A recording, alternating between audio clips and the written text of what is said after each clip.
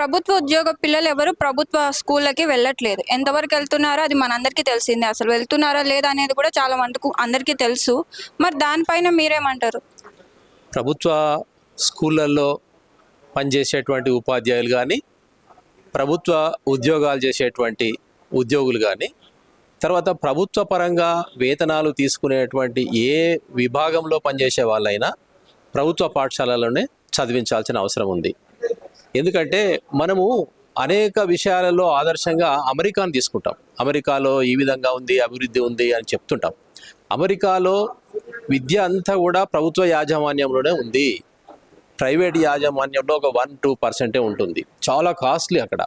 ప్రభుత్వమే అన్ని వసతులు కల్పించి ఒక ఏరియాలో ఉండేటువంటి పిల్లలందరూ కూడా ఆ ఏరియాలో ఉండేటువంటి ప్రభుత్వ స్కూల్లోనే చేర్చాలి, వేరే ఏరియాలో ఉండేటువంటి స్కూల్లో చేర్చకూడదనే నిబంధనతోటి గవర్నమెంటే ఆ యొక్క సౌకర్యాలు కల్పిస్తుంది.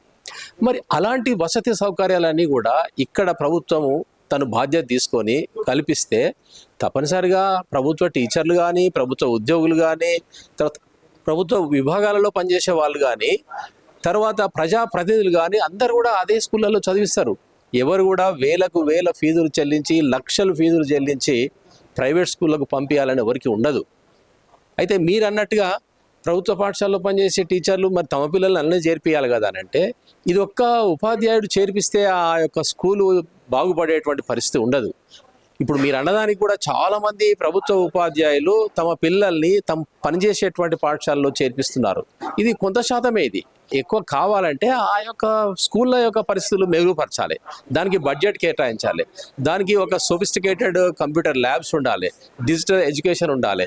ఇప్పటికే ప్యానెల్ బోర్డ్స్ అనేటువంటి ఇప్పుడు మనకు మీరు న్యూస్ చెప్పేటువంటి టీవీలు ఉంటాయి, వాటి మీదనే రాయడము, వీటిలోనే మనం యూట్యూబ్లో అవన్నీ కూడా నెట్ అవన్నీ చేసి చెప్పడం అలాంటి ఉన్నాయి. వసతి సౌకర్యాలు ఉన్నాయి గవర్నమెంట్ స్కూళ్ళల్లో. దాదాపు 5 లక్షల పైన ఉంటుంది. అలాంటి ఒక స్కూల్కు దాదాపు 7-8 టీవీలు పెద్ద అదే బ్లాక్ బోర్డ్గా పనిచేస్తుంది. అట్లా అత్యాధునిక సౌకర్యాలతోటి చేసి ఈ ప్రభుత్వ పాఠశాలను తీర్చిదిద్దినట్టయితే తప్పనిసరిగా ప్రజలు చేరుతారు, పిల్లలు చేరుస్తారు, ప్రభుత్వ ఉద్యోగుల పిల్లలు కూడా చేర్పిస్తారు. ప్రభుత్వ ఉద్యోగులు కూడా మేము కూడా మాకు వచ్చే వేతనాల నుంచి అనేక వేల ఫీజులు ప్రైవేట్ స్కూళ్ళకి చెల్లిస్తున్నాం. కాబట్టి అది వ్యవస్థ బాగుపడాలంటే ప్రభుత్వం చేతిలో ఉంది. ప్రభుత్వం బాగు చేసినప్పుడు అందరూ కూడా చేర్పిస్తారు. అది ఒక చట్టం చేస్తే కూడా అది బాగుంటుంది. అది ప్రభుత్వం చట్టం చేయాలి. ప్రభుత్వం ద్వారా వేతనాలు పొందే ఎవ్వరు కూడా తమ పిల్లల్ని ప్రభుత్వ పాఠశాలలో చేర్పించాలి. మరి అలాంటిదే కూడా ప్రభుత్వ ఉద్యోగులు కానీ, ప్రభుత్వ వేతనాలు పొందే వాళ్ళు కూడా ప్రభుత్వ ఆసుపత్రులనే చేర్పించాలి. అదేవిధంగా ఎమ్మెల్యేలు, ఎమ్మెల్సీలు, ఎంపీలు, మండల ప్రెసిడెంట్లు, జెడ్పీటీసీలు వీళ్ళందరూ కూడా ప్రభుత్వ యాజమాన్యంలో జరిచేటువంటి స్కూళ్ళలో చేర్పిస్తే తమ పిల్లలు ఆ స్కూల్లో చదువుతారు కాబట్టి ఆ స్కూళ్ళ మీద వాళ్ళు శ్రద్ధ పెట్టి వాటిని బాగు చేసే అవకాశం ఉంటుంది. ఇక్కడ గుడ్డు ముందా పిల్ల ముందా కోడి ముందా అనేటువంటిది సంశయం ఉంటుంది. కాబట్టి ఇదంతా కూడా ప్రభుత్వం మీదనే ఆధారపడి ఉంటుంది. ప్రభుత్వం తను ఒక ఖచ్చితమైన నిర్ణయం తీసుకొని వాటిని మౌలిక వస్తువులు కానీ, అత్యాధునిక సౌకర్యాలను కల్పించి మీరందరూ కూడా ఆ స్కూళ్ళలో చేర్పించండి అని పిలిపిస్తే తప్పనిసరిగా అందరూ కూడా చేరాలి. అది తప్పనిసరిగా మా యొక్క బాధ్యత. మన ఊరు మనబడి ఇలాంటి పథకాలు క్షేత్రస్థాయిలో ఎంతవరకు విజయవంతమవుతున్నాయి? అయితే అంతకుముందు స్కూల్ ఎడ్యుకేషన్ కమిటీస్ ఉండే, ఎస్ఎంసీలు అని చెప్పి ఆ రకంగా ఎన్నుకున్నటువంటి ప్రతినిధులు తల్లిదండ్రుల యొక్క వాళ్ళ చేత కమిటీ ఏర్పడేది. రేవంత్ రెడ్డి ప్రభుత్వం ఏర్పడిన తర్వాత వీళ్ళు ఏం చేశారంటే ఈ సెల్ఫ్ హెల్ప్ గ్రూప్స్ నుంచే ఆ యొక్క ఆవాసంలో ఉండేటువంటి మహిళలకే ఈ బాధ్యత అప్పగిస్తే వాళ్ళు సక్రమంగా నిర్వహిస్తారని చెప్పి అమ్మ ఆదర్శ పాఠశాల కమిటీలన్నీ ఏర్పాటు చేయడం జరిగింది. ఇవి కొంత మేరకు పనిచేస్తున్నాయి. ఇవి కూడా సక్రమంగా పనిచేయాలంటే కూడా పాఠశాలలకు బడ్జెటే మెయిన్.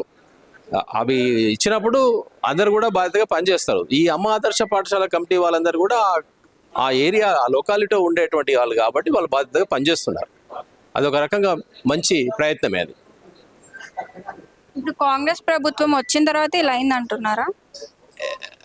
కాంగ్రెస్ ప్రభుత్వం వచ్చిన తర్వాత కాదు, అంతకుముందే 6% పడిపోయింది.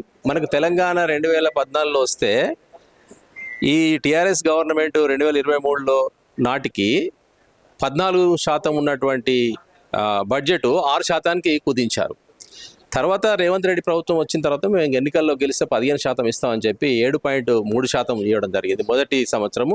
రెండో సంవత్సరం 7.57% ఇవ్వడం జరిగింది.